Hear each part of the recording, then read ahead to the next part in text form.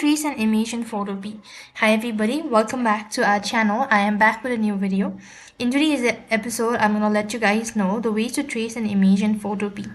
To trace an image in Photopea, you have to follow the steps.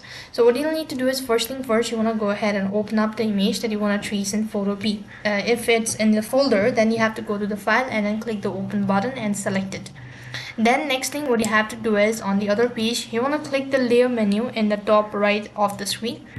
Next you want to go ahead and click duplicate layer. Then once you click on layer, you'll be able to see a pop-up or drop down menu. So from there you want to go to duplicate layer, after which you'll be able to click see this sort of page where you have to click the duplicate layer in the layers window.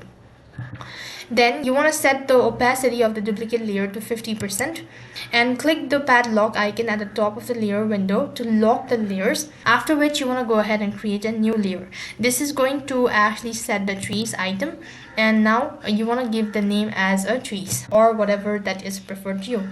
You could click the layer background in the layer window, and you have to go ahead and click on the keyboard, that is Ctrl plus backspace. Once you do that, you'll be able to see this sort of layer at the top of the window. Now you want to go to the view and you'll have a drop down menu. So from there or from the menu bar, you want to select zoom option. Once you select zoom option, now choose the color that you want to put it in the trees, and then you'll have to go ahead and choose a tool in the menu at the left side of the window. After which you want to adjust the pencil and brush tool settings as well, and adjust the pen tool settings and begin tracing.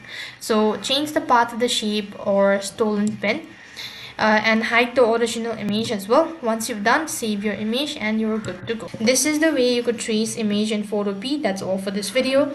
I hope the video was helpful. Make sure to like, share and subscribe to our channel.